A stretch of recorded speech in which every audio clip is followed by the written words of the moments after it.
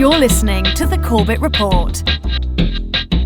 CorbettReport.com. Welcome, my friends, to episode 221 of the Corbett Report podcast, Reclaiming Skepticism. Perhaps the best thing that can be said about pompous, self-congratulatory hypocrisy is that it is self-parodying. There are also a lot of emails about the 9/11 truth movement, just so you know. Lots. Well, I'm sure there are. You know, look, I feel like the need for a conspiracy is very similar psychologically to the need for a God. I think we desperately want to believe that somebody is in charge, even if it's somebody who's working against us. It's horrifying to believe that everything is totally random. Unfortunately, I believe that that's the case. And it's got this inscription, which I will read to you now. You ready? Yep, hit me. It says, maintain humanity under 500 million in perpetual balance with nature. Guide reproduction wisely, improving fitness and diversity. Unite humanity with a living new language. Rule passion, faith, tradition, and all things with tempered reason. Protect people and nations with fair laws and just courts. Let all nations rule internally, resolving external disputes in a world court. Avoid petty laws and useless officials. Balance personal rights with social duties. Prize truth, beauty, love, seeking harmony with the infinite. Be not a cancer on the earth. Leave room for nature. Leave room for nature. That's what it says. Whether it's David Icke seeing reptoids, or your co-workers and neighbors shunning government-approved drugs, it's the same thought process, and it's the brain doing its job properly, like a classroom of students who all honestly studied hard, and yet still got varying scores on the test. Our brains are going to be right sometimes and wrong sometimes, but they're all following the proper steps to get there. Conspiratorial thinking is not necessarily, by itself, indicative of psychiatric illness. I think that there's just a kind of I don't know if it's cognitive dissonance or what, but this confirmation bias raised to an extreme level, where I think what bothers me is that there is no correlation or reverse correlation between how crazy a theory is, or like how unlikely it is, how tenuous the evidence is, and how firmly the people who really believe in it. And I'll talk to people who seem pretty reasonable, and they'll say something like, I think there are some issues with the theory of evolution, and maybe it didn't all happen like this, which is a fairly reasonable position to take as far as crazy conspiracies go. Yep. And then the people who say that the Earth is 6,000 years old, and I'll hear both of those from people who are sort of similarly well educated and otherwise fairly intelligent, and they just seem like they're such wildly. One of them is so wildly out there, and then you go further and further into like the lizard people domain of aliens. Yeah. Oh yeah, and still the people you talk to often come across as pretty rational and reasonable. It's interesting. It's just weird. It seems like there's something else going on here than normal logic and psychology, and that kind of bugs me. Trying to point that out to people who I otherwise feel like are pretty smart. Yes, friends, today we're going to venture into the wild and wacky world of skepticism. And I imagine at this point there are probably two groups of people in the audience, those who are already aware of the so-called, quote-unquote, skeptical movement, and those who aren't. So for those who aren't, you're going to be introduced to it today. And for those who are already aware of these self-professed skeptics, who apparently, in their own formulation, are the arbiters of all truth, reason, goodness, and science in the world, well, don't worry, I have listened to dozens and dozens and dozens and dozens and dozens of hours of their podcast, so you don't have to. And yes, the skeptical movement as a movement is something that's gaining steam and growing day by day, it seems, of people who are, well, professing themselves to be skeptical about all things, all claims that they hear, and thus they like to attack those ridiculous out there types of things, the spoon bending and the water dousing and the, oh yes, by the way, the 9/11 conspiracy theorizing and other such. equally ridiculous paranormal pseudoscience woo, as they call it. And, back in a bygone, more innocent era, we may have turned to the Merriam-Webster or the Oxford English to inform us what a term means. But in this day and age, we actually live in a world where you just append .com to the end of a word to find out what it means. And in this case, skeptic.com will bring you to the website of the Skeptics Society, which also publishes a Skeptic magazine, which is, one of the Bibles of the skeptic community. So reading from the About page on skeptic.com, quote, "The Skeptics Society is a scientific and educational organization of leading scientists, scholars, investigative journalists, historians, professors, and teachers. Our mission is to investigate and provide a sound scientific viewpoint on claims of the paranormal, pseudoscience, fringe groups, cults, and claims between science, pseudoscience, junk science, voodoo science, pathological science, bad science, non-science, and plain old nonsense. Under the direction of Dr. Michael Shermer, the Society engages in discussions with leading experts and investigates fringe science and paranormal claims.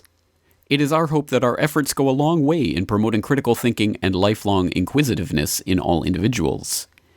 And then there's a quotation from Baruch Spinoza, "I have made a ceaseless effort not to ridicule, not to bewail, not to scorn human actions, but to understand them." End quote. Well, you can go and continue reading about the Skeptic Society there on skeptic.com. You can look through the pages of their magazine. You can read some of the articles that are up there. You can start exploring some of the other podcasts and websites that are related to this. And basically, you can just think of any sort of imaginary derivation of the word skeptic and skeptical and skepticality and skeptoid and skeptically and all of those types of things, and just go search to your heart's content and find all of those various podcasts. But perhaps it would behoove us to stick to what is considered to be one of the main authorities on the subject, Dr. Michael Shermer, of course, founder and publisher of Skeptic magazine. And some more information of Dr. Shermer can be garnered from the usual sources. But perhaps the best source for information would be michaelshermer.com, where on the About page, again, you can read about Dr. Michael Shermer. Quote, "Dr. Michael Shermer is the founding publisher of Skeptic magazine, the executive director of the Skeptic Society, a monthly columnist for Scientific American, the host of the Skeptics Distinguished Science Lecture Series at Caltech, and adjunct professor at Claremont Graduate University." End quote. Well, that is certainly an austere pedigree, so I'm assuming that Dr. Shermer must know what he's talking about. And indeed, he is oft-cited in the skeptical community, so it would behoove us to take him seriously. So let's take a listen to an audio excerpt from a book that he wrote called Why People Believe Weird Things, writing about pseudoscience, superstitions, and other confusions of our time. And we'll listen to an audio clip of Dr. Shermer himself reading from his book and explaining a little bit more about what is meant by this term, skepticism. What, then, you may ask, does it mean to be a skeptic? Some people believe that skepticism is rejection of new ideas, or worse, they confuse skeptic with cynic, and think that skeptics are a bunch of grumpy curmudgeons unwilling to accept any claim that challenges the status quo. This is wrong. Skepticism is a provisional approach to claims. Skepticism is a method, not a position. Ideally, skeptics do not go into an investigation closed to the possibility that a phenomenon might be real, or that a claim might be true. After examining the evidence, one may be skeptical of the claim, or skeptical of the skeptics. The creationists are skeptical of the theory of evolution. So-called Holocaust revisionists are skeptical of the historical research that documents the Holocaust. I am skeptical of these skeptics. In other cases, such as recovered memories or alien abductions, I'm skeptical of the claims themselves. It is the evidence that matters, and the scientific method is the best tool we have for determining which claims are true and which are false, or at least offering probabilities of the likelihood of a claim being true or false. Well, that sounds eminently reasonable. In fact, I find myself in agreement with all of this. So it makes it sound like Dr. Shermer is the type of person who would not evaluate anything before knowing all the facts. He would take each claim on its merits and then weigh the evidence for and against and if people are wrong, he would calmly try to correct them on the points where they've gone wrong. And if the points actually surprise him and he come to a different conclusion than he would have, he's happy to adjust his thinking and to move on from there. So that sounds absolutely like the modus operandi of the Corbett Report, and what I try to do. Of course, I'm only human, so there's no way that I can reach that ideal, but at any rate, I certainly try to evaluate claims on their merits and look at evidence and weigh them out beforehand. I think that's absolutely reasonable and something that I try to do. So, for example, I would assume that in the wake of the Osama bin Laden killing, quote-unquote, back in May 1st of 2011, Dr. Shermer waited patiently to see the photographs and see what other types of evidence that the U.S. Military was able to provide to show that they had killed Osama bin Laden in the way and the manner in which they did. And when it came out that, in fact, every single part of that story that we had been told from the beginning, such as the live video feed and the fact that he had resisted, etc., when it came out that all of that was, in fact, untrue, as it did in the following days, I'm sure he looked at that quizzically and said, well, there must be something more to this story. Or for example, when Andrew Breitbart, a 43-year-old man, drops down dead in the middle of the street on March 1st after having admitted that he had a bombshell video of Barack Obama saying, wait until they see what happens on March 1st. Well, I'm sure he would say, well, that's rather odd. People who are 43 years old don't generally drop down dead on the street every day. It certainly could be natural causes. It certainly could be something untoward, and it would behoove us to wait patiently until the autopsy results come in to see what the conclusion is, and other such calm, rational weighing of the facts and evidence when something startling or surprising or big happens and there are claims made about that. And that's exactly the approach I try to take. I try to be skeptical and weigh the evidence as it comes, just like Dr. Shermer does. Right?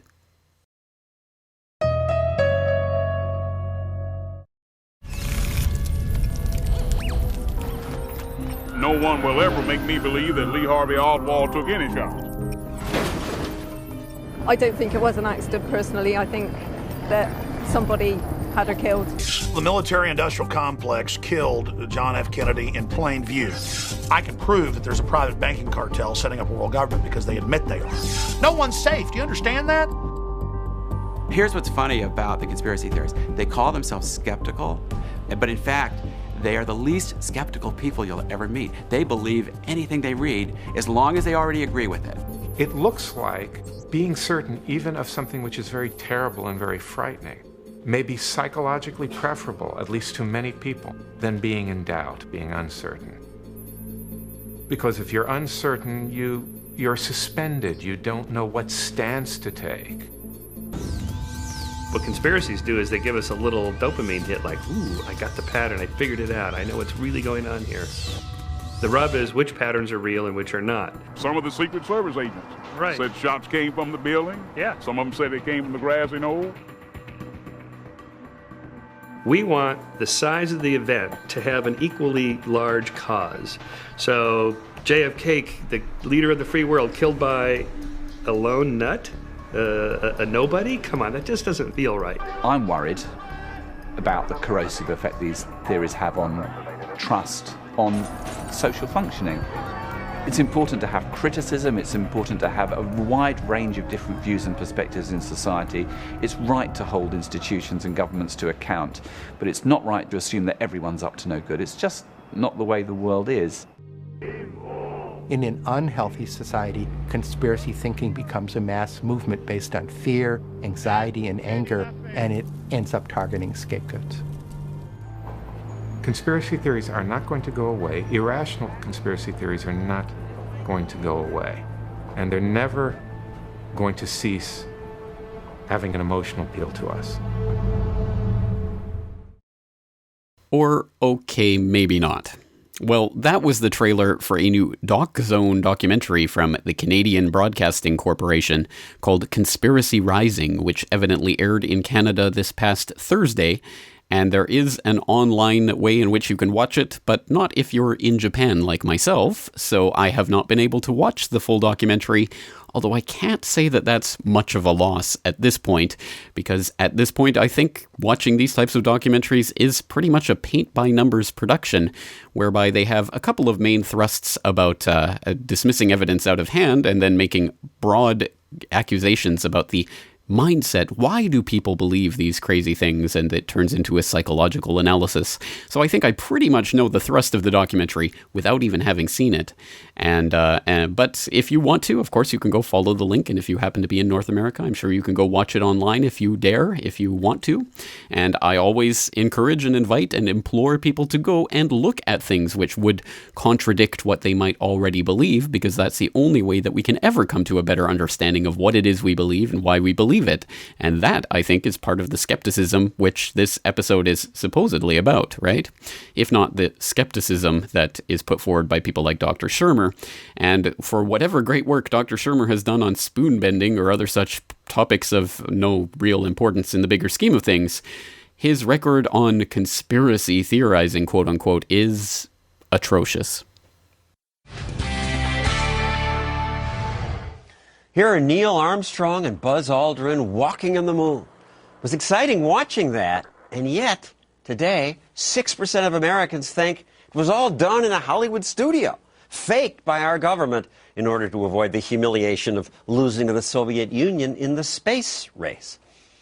Now, this doesn't surprise me. People come up to me at airports and say, how come you don't report on how the government created crack to kill black people, or AIDS to kill gays? Or how there's a UN plot to create a new world order, a totalitarian world government. I say to them, why are you so convinced? If a new world order were really happening, it would be a conspiracy of thousands of people all over the world. Wouldn't it leak? Wouldn't some of those people be eager to talk about it? Wouldn't we in the media love to put it on the front page? Wouldn't it be a big headline? Don't you think that the fact that it's not on the front page means it's probably not true? And they look at me and they just don't believe. I don't convince them. Why are some people so eager to believe in conspiracies? Michael Shermer studies that. He's the author of the book, The Believing Brain, From Ghosts and Gods to Politics and Conspiracies. So, Michael, there's a plot for one world government? And people believe that. Lots of people. Well, those are the...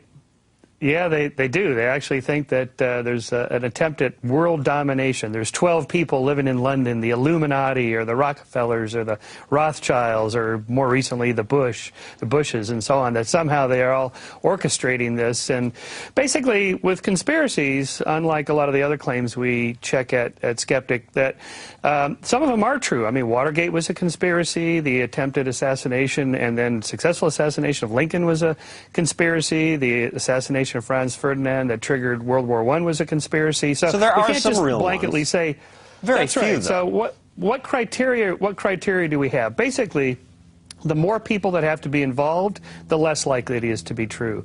The more components that have to come together, the more elements that all have to be coordinated just perfectly, the less likely it is to be true. People can't keep their mouth shut. As you know, 3 people can keep a secret if 2 of them are dead. Franklin said that centuries ago.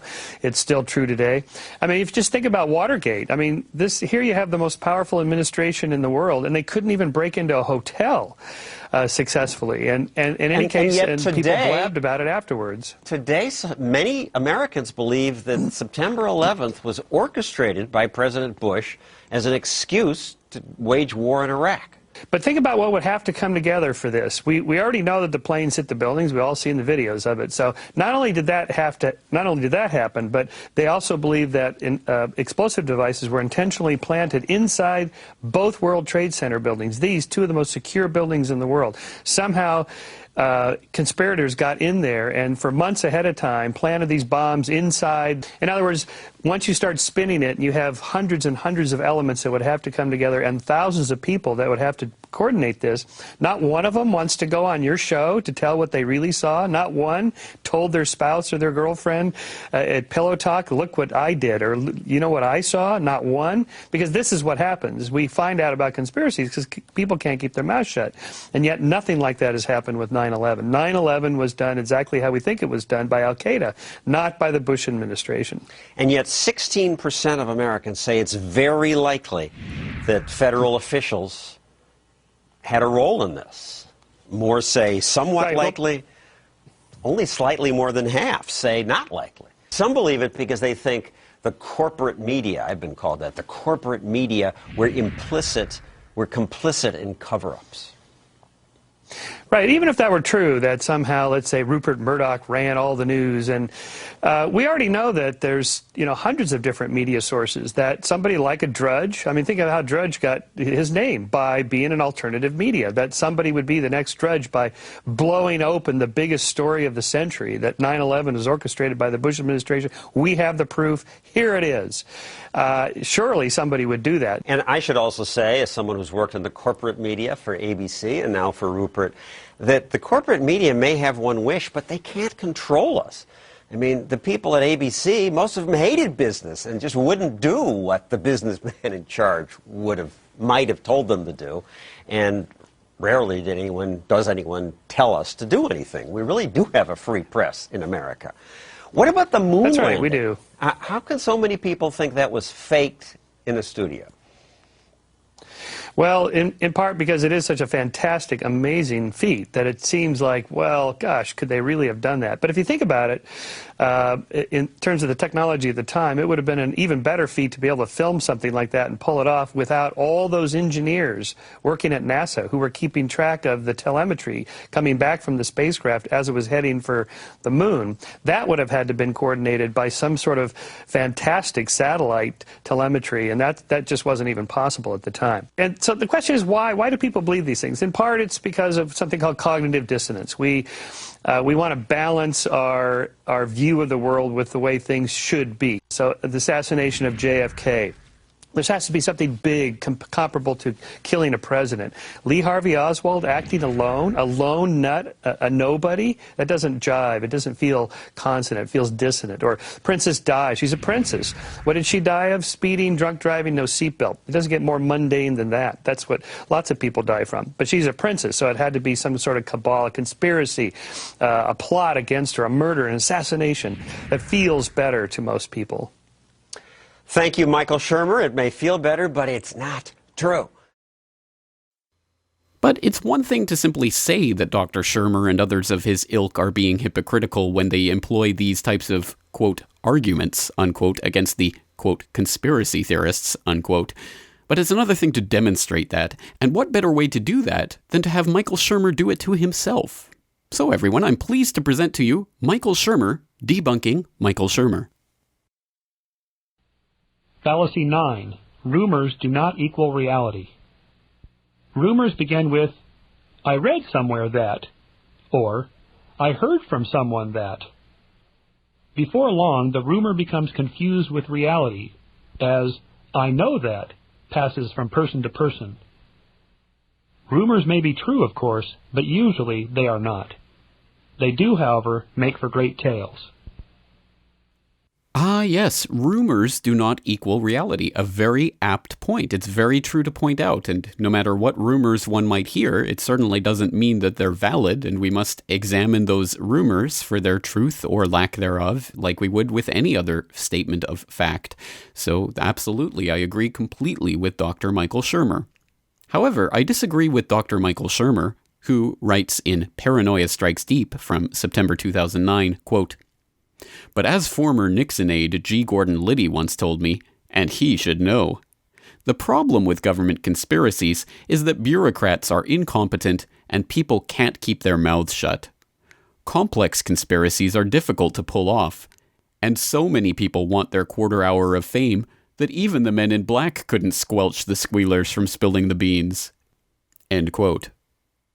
Well, as we can see, Dr. Shermer is clearly in disagreement with Dr. Shermer, who doesn't believe that the single anecdote from G. Gordon Liddy would be enough to prove the proposition that government conspiracies cannot happen because bureaucrats are incompetent and people can't keep their mouths shut, quote-unquote. So that should be discarded as not being factual and not really taking a look at any specific instance of a conspiracy and how it played out and who was involved and how it was exposed and whether or not it proves or disproves the general proposition that bureaucrats are incompetent and can't keep their mouths shut.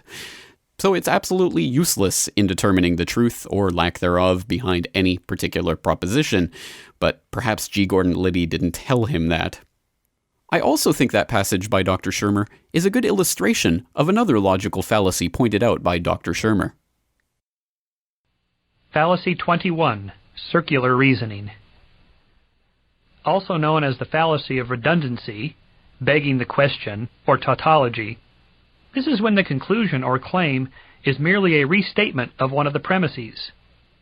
Christian apologetics is filled with tautologies. Is there a God? Yes. How do you know? Because the Bible says so. How do you know the Bible is correct? Because it was inspired by God. In other words, God is because God is. Science also has its share of redundancies. What is gravity? The tendency for objects to be attracted to one another. Why are objects attracted to one another? Gravity. In other words, gravity is because gravity is. Tautology can be useful in forming operational definitions. Yet, difficult as it is, we must try to construct operational definitions that can be tested, falsified, and refuted.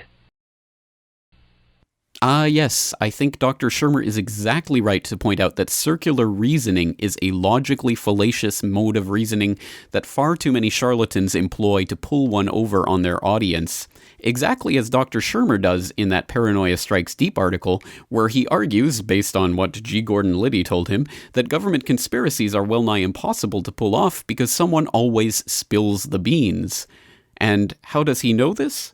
Well, because in every case where there has been a claim of conspiracy, either that has been proven or disproven by someone spilling the beans.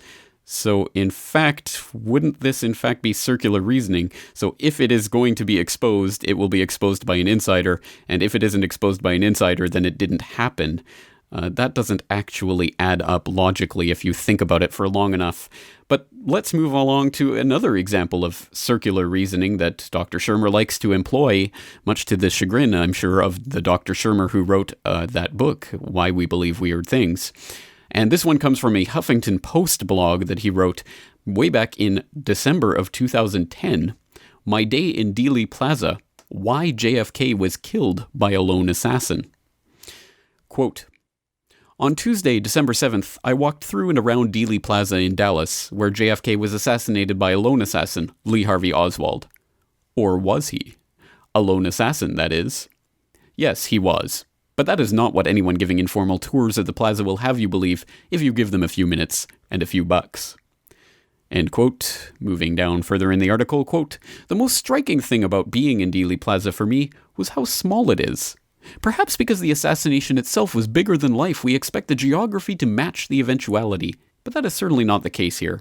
2 X's on the street mark where JFK was hit. First in the throat, causing his arms to move up and splay out, and second, where the bullet found its cranial mark and literally blew his brains out. And, according to one conspiracist there, sent the skull cap flying across the street and onto the adjacent lawn.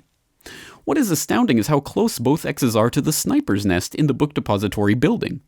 Both from the street level looking up and from the window looking down, there is a museum on the 6th floor from which you can gain the perspective of the assassin. It seems clear that Oswald could hardly have missed. Given the fact that he was designated a sharpshooter by the Marines during his time in the service, and the fact that the Kennedy's car was traveling less than 10 miles per hour after making the sharp left onto Elm Street, one is left whispering under one's breath, Kennedy was a sitting duck.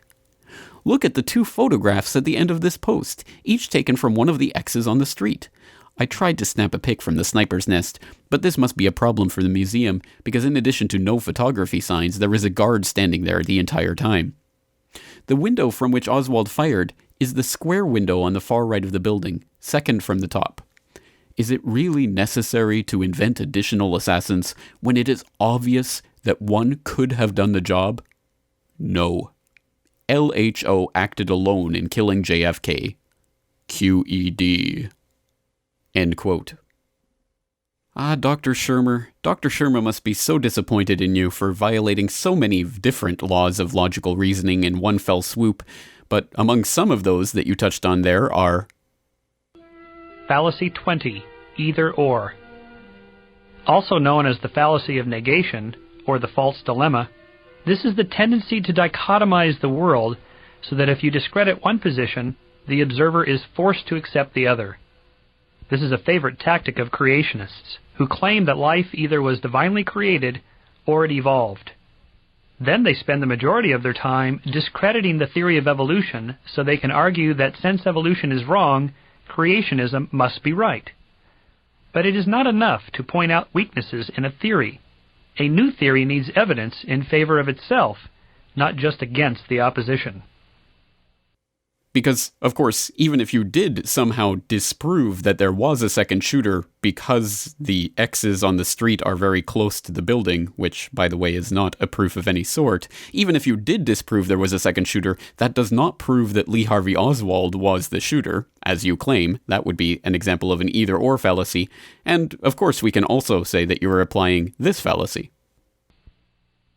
Fallacy 24, ideological immunity or the Planck problem. In day-to-day life, as in science, we all resist fundamental paradigm change. Social scientist J. Stuart Snelson calls this resistance an ideological immune system. He observed that educated, intelligent, and successful adults rarely change their most fundamental presuppositions. According to Snelson, the more knowledge individuals have accumulated, and the more well-founded their theories have become, the greater the confidence in their ideologies. The consequence of this, however, is that we build up an immunity against new ideas that do not corroborate previous ones. Whereby the entire problem of who killed JFK comes down to the question of how far away from the X's on the street was the sniper's nest, quote-unquote, and if that is found to be a certain distance, which I guess you judge by, I'm not sure, did you measure how many feet it was? Did you think about the trajectory of the bullet or the tree or anything of that sort? Well, it didn't seem so from the 3 paragraphs there in that Huffington Post article, but maybe you did, I don't know. But somehow you immediately use that to positively affirm the identity of the shooter himself. Now that is a pretty bold statement, and one that seems to disregard, well, the millions upon millions upon millions of words that have been written about the various aspects of what came into play that day, and who Lee Harvey Oswald was, and where he was, and how we know where he was, and the testimony of the various people that day, etc., etc., etc., which might just complicate your little hypothesis there just a tad, wouldn't you say? I'm not sure if QED is quite justified at the end of that article, Dr. Shermer, and I'm sure the Dr. Shermer who wrote about those logical fallacies would agree. Of course, we could go on. Fallacy 17, ad hominem and tu quoque. Respectively, these literally mean to the man and you also. These fallacies redirect the focus from thinking about the idea to thinking about the person holding the idea. The goal of an ad hominem attack is to discredit the claimant in hopes that it will discredit the claim. Calling someone an atheist, a communist, a child abuser, or a neo-Nazi does not in any way disprove that person's statement. I myself am a skeptic of the 9/11 Commission report. We now have over 120 senior military and senior government officials that have come out and said that the 9/11 Commission report is not up to the task. This includes FBI whistleblower Sybil Edmonds and also Lieutenant Colonel Anthony Schaefer. Co-chairs Keene and Hamilton have gone as far as to say recently that the commission was designed to fail and even to the point of obstruction. Can you now admit that we did not get the best report possible? And also more importantly, as we the people, do we not have an absolute requirement to know what happened on 9/11? Well, sure. But before I answer the question, just out of curiosity, did somebody send you here? No. Because every stop on my book tour, if somebody reads something like you just did from a 9/11 thing that has nothing to do with what I'm talking about.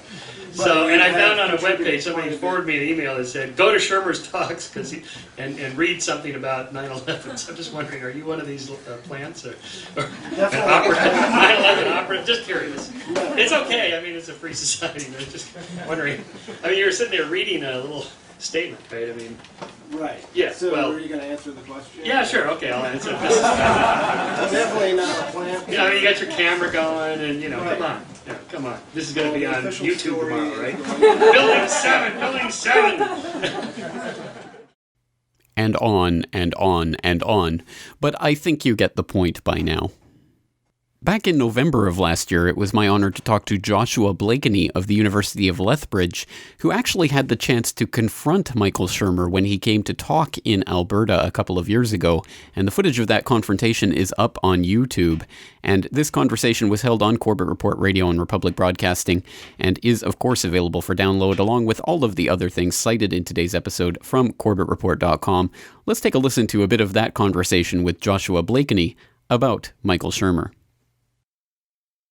You know, this word skeptic, like who gets to claim the appellation of being a skeptic and who's the gullible one? You know, this is the kind of two extremes, being gullible or being a pseudo-skeptic and being a skeptic. And I would say that this goes back to, you know, the age of the Enlightenment and the idea that you don't just take, authorities' statements and actions on faith, but rather that you challenge those in authority and challenge those in power.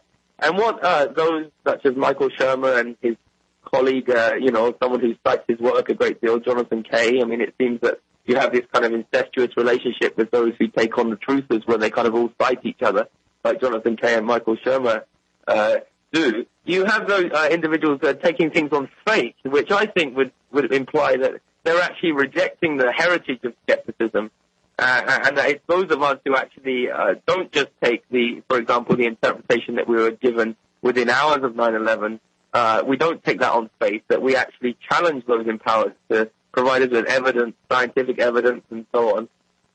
That we're the ones who are therefore, embracing the heritage of skepticism. And so in the case of Michael Shermer, it seems he's heading up an institution that actually teaches people and encourages people to be gullible rather than be skeptical. That is it. That to me is the point of all of this, because it's not. I'm not here just saying that anyone who disagrees with me or who believes that the official story of 9/11 is ridiculous, or well, I do think it is a ridiculous story, but I'm sure there is some sort of argument to be made from that perspective. But I'm not here to say that disagreement is what's wrong. I'm here to say that Michael Shermer is being inherently dishonest in the way he's portraying his argument, as if he is the holder of this skepticality and he gets to decide what is reasonable and what is just kooky and outrageous, and can use all of these smears and convince his audience to take them on board because he is the fount of all this knowledge about logical reasoning and everything, which to be fair, he has done a lot of great work on. And if you listen to his talks about the logical fallacies and things like that, I think they're spot on. But when you apply them to his own writings on this subject,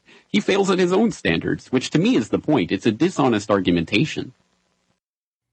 Now, this is certainly not to say that Michael Shermer is the only proponent of the woo of the skeptical community. There are many of them out there, and what I find particularly humorous is that the skeptics, quote-unquote, tend to be the biggest conspiracy theorists of them all. Basically, the Stop Online Piracy Act, it helps to solve a problem where copyrighted material in the United States, which is being pirated and streamed online or put out there somehow in other countries, that can be controlled somewhat. So, for example, okay, this is an international conversation. Let's say that Skeptically Speaking website decided to post Sean's book without getting permission on your website. With SOPA, because you're in Canada, Sean could very easily go to the Justice Department and get court orders that would require the bits and pieces underneath the internet that allow you to hook to different websites to turn you off, disconnect you from the internet so that you could be found but not easily.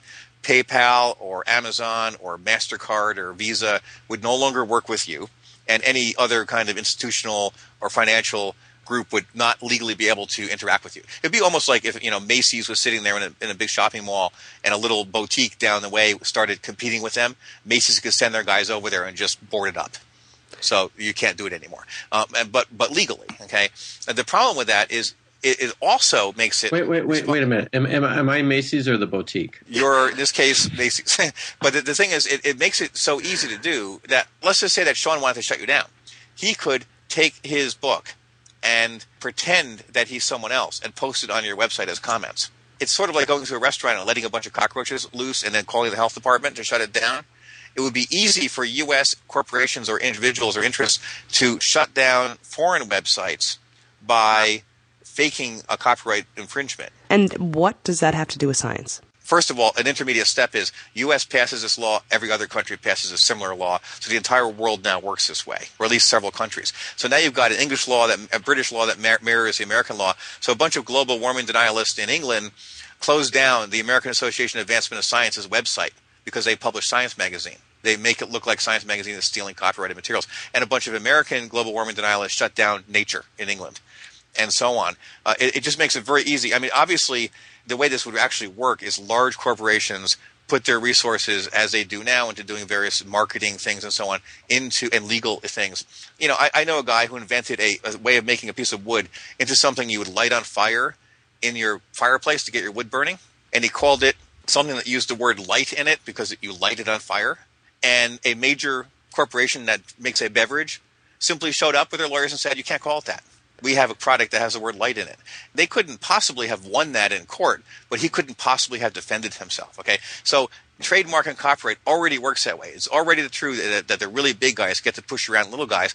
This just makes instruments for them to do it in a really major way internationally, in ways that would allow, for example, the energy industry to shut down climate research.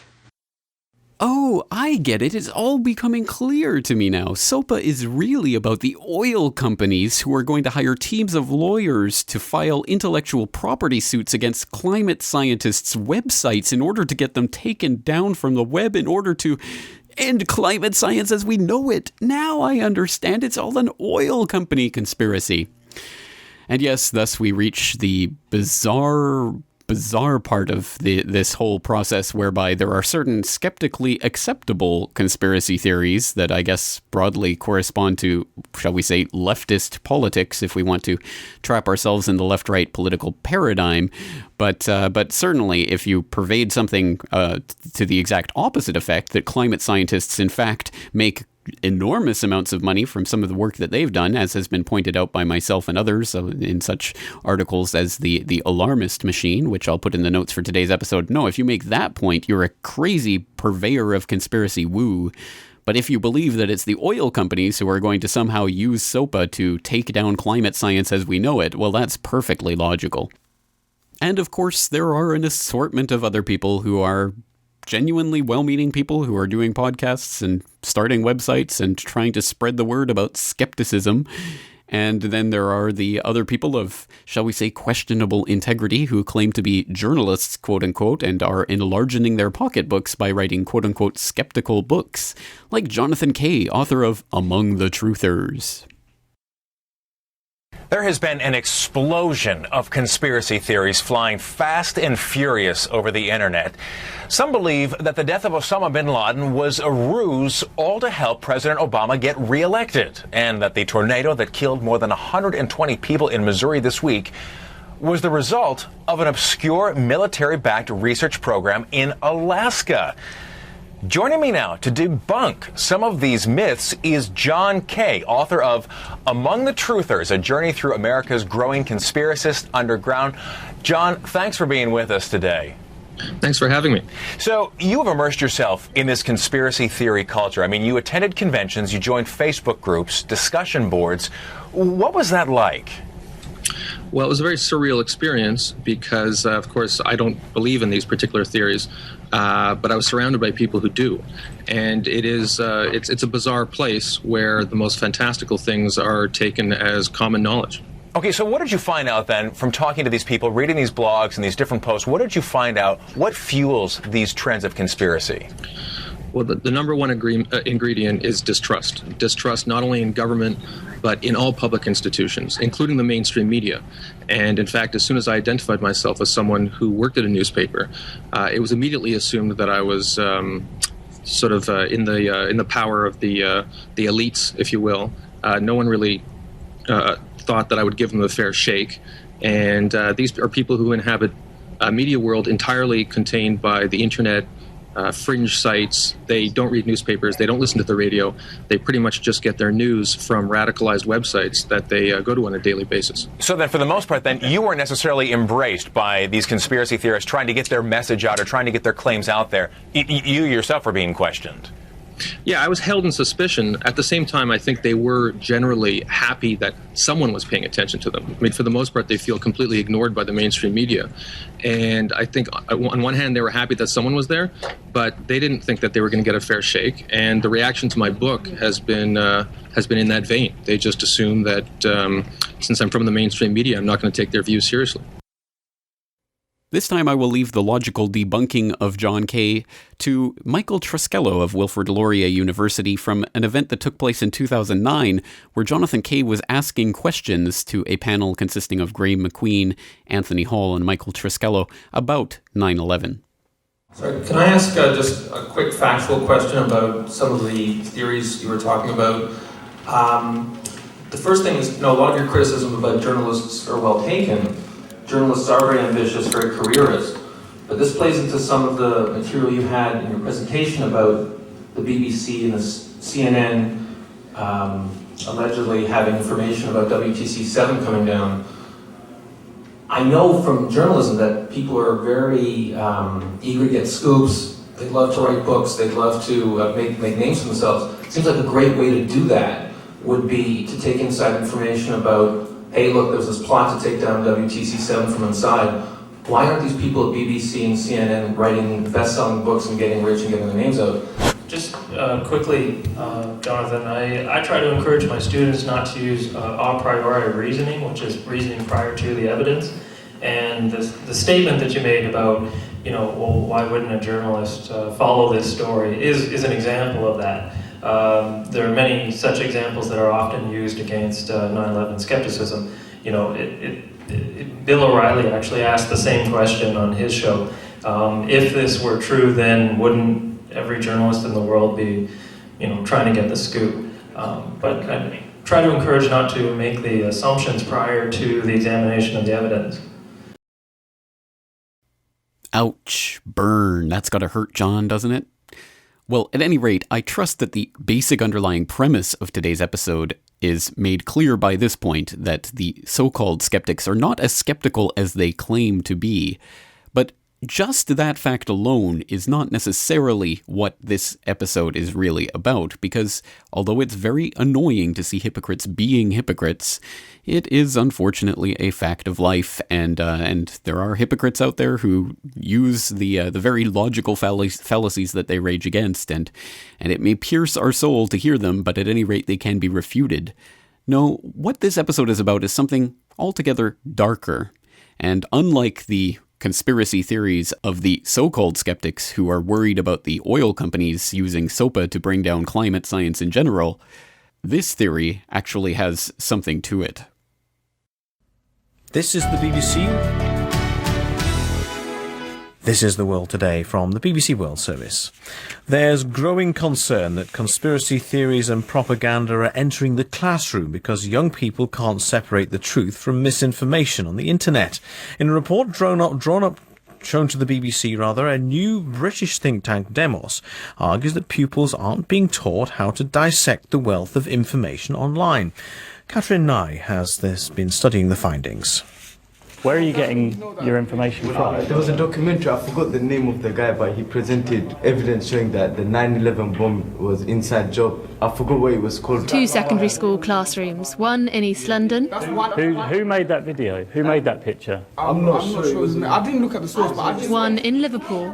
We're not the people who actually give out the information and who know what's right. We just get told what we get told and believe it. Some of the theories they've heard on the internet: Osama bin Laden isn't dead, 9/11 was an inside job, and police were slow to tackle rioters in August as an excuse to lock up young people. Why should we trust the government when everything that is basically being broadcasted on TV could be, misleading on us as well? Like, what are we meant to believe? This session is run by think tank Demos, along with a creative agency called Bold, to explore what information is being picked up online.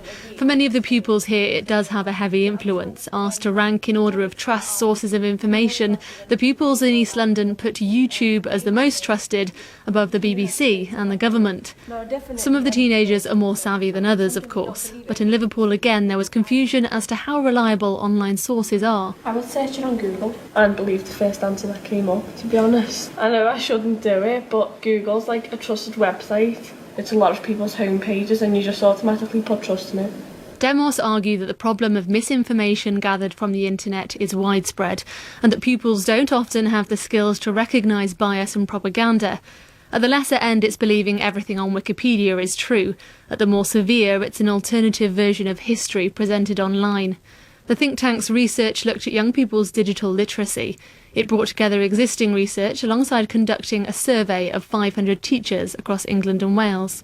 Jamie Bartlett is a senior researcher at Demos. They didn't feel that their students were particularly good at understanding how search engines operate, but these are the skills now that are so central to education and to broader life for young people, but it's just not getting taught enough. A lot of information on the internet is radical historical revisionism.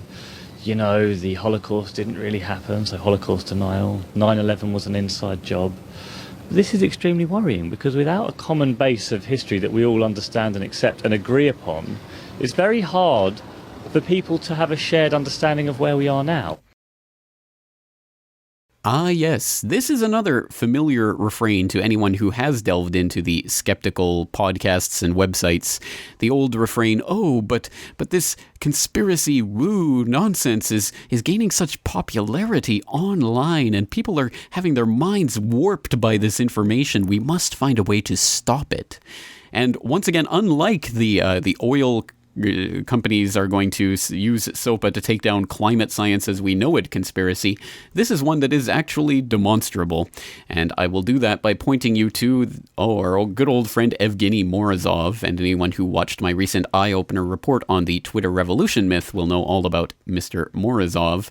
But if you don't, I do suggest you startpage.com his name and find out more about him. But at any rate, recently he wrote in Slate.com, "Warning, this site contains conspiracy theories. Does Google have a responsibility to help stop the spread of 9/11 denialism, anti-vaccine activism, and other fringe beliefs?" Quote, "In its early days, the web was often imagined as a global clearinghouse, a new type of library with the sum total of human knowledge always at our fingertips. That much has happened, but with a twist. In addition to borrowing existing items from its vast collections, we, the patrons, could also deposit our own books, pamphlets, and other scribbles with no or little quality control. Such democratization of information gathering, when accompanied by smart institutional and technological arrangements, has been tremendously useful, giving us Wikipedia and Twitter.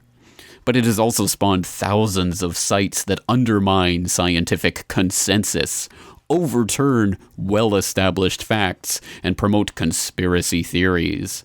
Meanwhile, the move towards social search may further insulate regular visitors to such sites. Discovering even more links found by their equally paranoid friends will hardly enlighten them. Is it time for some kind of a quality control system?" End quote. Well, I will let you go and read the rest of that article for yourself if you can stomach it. But yes, I think you can see the beginnings of the shaping of a narrative here, that the internet and the democratization of knowledge that it represents is in fact a terrible thing that could lead us all down into this quagmire of conspiracy theories and false information that becomes so popular in the public consciousness that we must find a way of clamping down on it before it becomes too much of a problem. Or would it be a conspiracy theory to posit that the people who are saying this are in some way, well, shall we say, working with the establishment to clamp down on the polysemy of ideas? I wonder how they would attack that idea. Well, at any rate, I think the listeners of this podcast well understand the implications of this, especially in light of all of the clampdowns on the internet that we've been seeing taking place in more and more overt forms in recent weeks and months, and the idea that has been being gradually introduced for some time now, and it seems to be coming to a head, that we must find ways of clamping down on all of this crazy conspiracy theory on the internet. Well, of course, in any logical universe, the greatest defense that we have would be to show that the purveyors of the official conspiracy theories of record are in fact the purveyors of the craziest conspiracy theories of them all.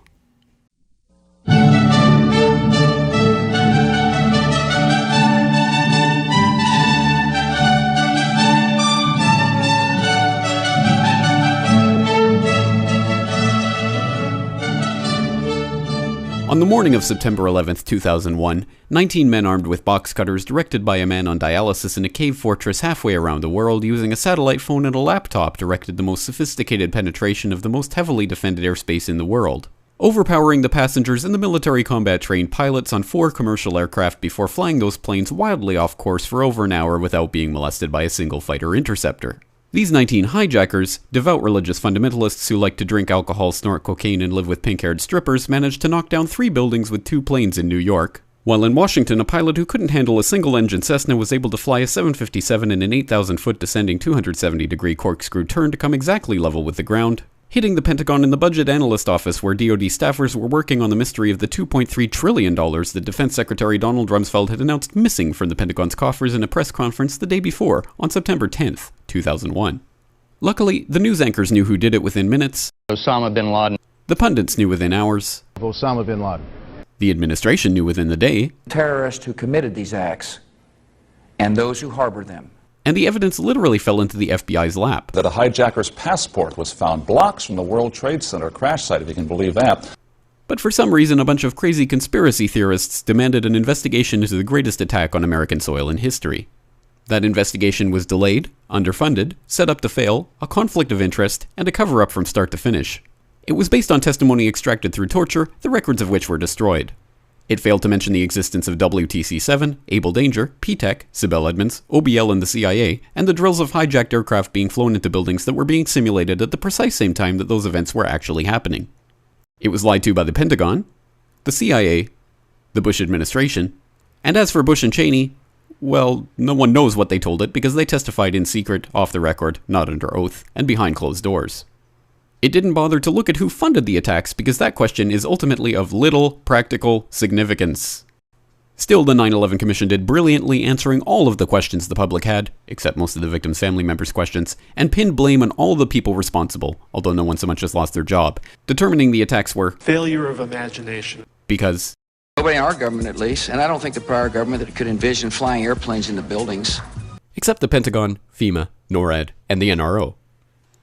The DIA destroyed 2.5 terabytes of data on Able Danger, but that's okay because it probably wasn't important. The SEC destroyed their records on the investigation into the insider trading before the attacks, but that's okay because destroying the records of the largest investigation in SEC history is just part of routine record keeping. NIST has classified the data that they used for their model of WTC-7's collapse, but that's okay because knowing how they made their model of the collapse would jeopardize public safety. The FBI has argued that all material related to their investigation of 9/11 should be kept secret from the public, but that's okay because the FBI probably has nothing to hide. This man never existed, nor is anything he had to say worthy of your attention, and if you say otherwise, you are a paranoid conspiracy theorist and deserve to be shunned by all of humanity. Likewise him, and her. And her, and her, and him. Osama bin Laden lived in a cave fortress in the hills of Afghanistan, but somehow got away. Then he was hiding out in Tora Bora, but somehow got away. Then he lived in Abbottabad for years, taunting the most comprehensive intelligence dragnet employing the most sophisticated technology in the history of the world for a decade, releasing video after video with complete impunity and getting younger and younger as he did so, before finally being found in a daring SEAL team raid which wasn't recorded on video, in which he didn't resist or use his wife as a human shield, and in which these crack special forces operatives panicked and killed this unarmed man, supposedly the best source of intelligence about those dastardly terrorists on the entire planet. Then they dumped his body in the ocean before telling anyone about it. Then a couple dozen of that team's members died in a helicopter crash in Afghanistan. This is the story of 9/11, brought to you by the media which told you the hard truths about his head could be seen to move violently forward. And they took the babies out of the incubators and mobile production facilities, and the rescue of Jessica Lynch. If you have any questions about this story, you are a batshit, paranoid, tinfoil, dog-abusing baby hater and will be reviled by everyone. If you love your country and or freedom, happiness, rainbows, rock and roll, puppy dogs, apple pie, and your grandma, you will never ever express doubts about any part of this story to anyone. Ever. This has been a public service announcement by the Friends of the FBI, CIA, NSA, DIA, SEC, MSM, White House, NIST, and the 9/11 Commission. Because ignorance is strength. But whoever said this was a logical world after all? Well, let's just clarify one thing today at the end of today's episode, and that is that I am not in any way, shape, or form trying to position myself in opposition to skepticism. Quite the contrary. I want to embrace that term. I want to reclaim that term for what it really means, which is to say that we should take a skeptical attitude toward any claim, and we should weigh the evidence or lack thereof for each claim before we come to a decision about whether or not it has merit. And that represents a process, a way in which we come to an understanding of what did or did not take place. And yes, there can always and always will be errors in our reasoning from here to there, and we will not always be 100% infallible. We are human. We do make mistakes. We do have inadequate access to information. We do have errors in reasoning. There are all sorts of ways in which we can be misled or led down wrong, blind alleys, etc., etc. So I never have and never will claim to have the truth, the whole truth, and nothing but the truth on every topic. I do my level best to present the information as factually and as completely and as in a proper context as I can. But again, I'm human, which is why I always provide the sources for what I say so that you can go and put the cookie crumb trail together for yourself and come to your own conclusions. And ultimately, that's what it's about. Remain skeptical of myself and of every other source of information, verify for yourself, and when you have verified for yourself, try to look for the flaws in reasoning of the people who are arguing otherwise, and question your own assumptions, because quite often you can be wrong, as I have been many times in the past. Believe it or not, I'm a human. I have made errors as well, which is what, for example, the Patriot Mythology editions of this podcast have been about. So the ultimate point of today's episode is not to say that we are against the skeptics, but that we are the skeptics. And if that's the case, we have to start acting like that. We have to question our own assumptions. We have to think things through. We have to evaluate the evidence. We have to make sure that we're not employing logical fallacies when we're reasoning with others. And that is a lot to ask for. It's a tall order, and it's a high standard to set for oneself. It's a high place to put the bar. But that's exactly what we must do. And so I think there's a lot to be learned from skepticism, which is why, in fact, I invite and implore, I beg you to go and look at some of these sources that do question some of the things that we take for granted. And in fact, I do that myself on a frequent basis. I think it's important to constantly be questioning some of the things that we think we know. And quite often I've found that things that I have thought I was sure of have turned out to be not so sure once you actually start taking a look into them. So, once again, this is a process. It is a journey. There is no final point where we will come to a complete understanding of the total world around us, but we must employ the best process we can in evaluating the claims as they arise.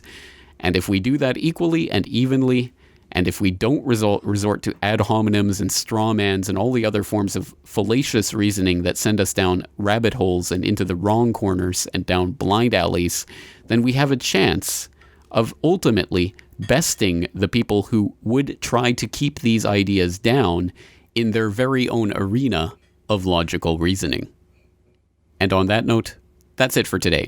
I am your host, James Corbett, thanking you for joining me and asking you to join me again next week for another edition of the Corbett Report. Now available from CorbettReport.com. The Data DVD Volume 4. Every podcast, interview, episode and article published on CorbettReport.com in 2011. All on 2 data DVDs. For details or to buy other Corbett Report DVDs, please go to CorbettReport.com/shop.